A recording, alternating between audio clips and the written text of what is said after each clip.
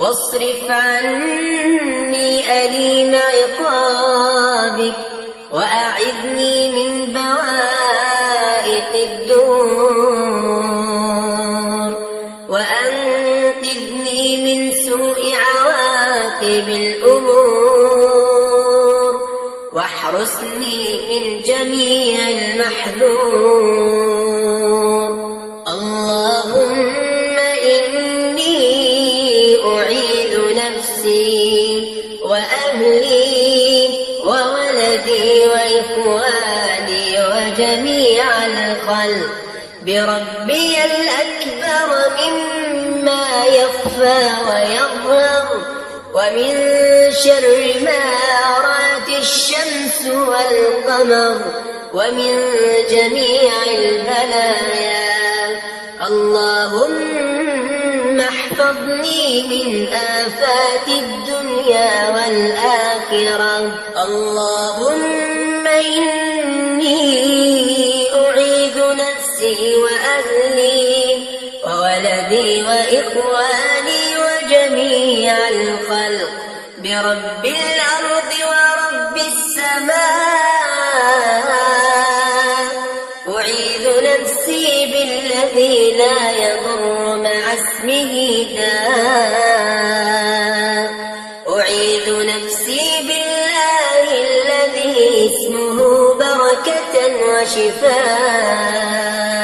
أعيذ نفسي وأهلي وولدي وإخواني وجميع الخلق من غضب الله وسخط الله ونكال الله وعقاب الله وأخذ الله وبطشه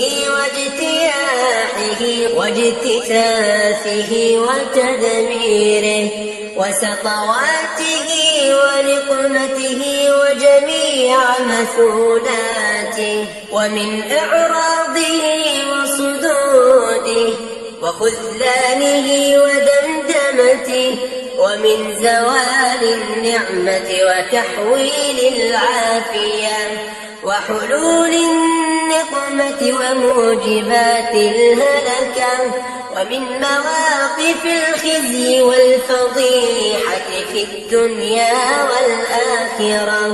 اللهم إني أدعوك دعاء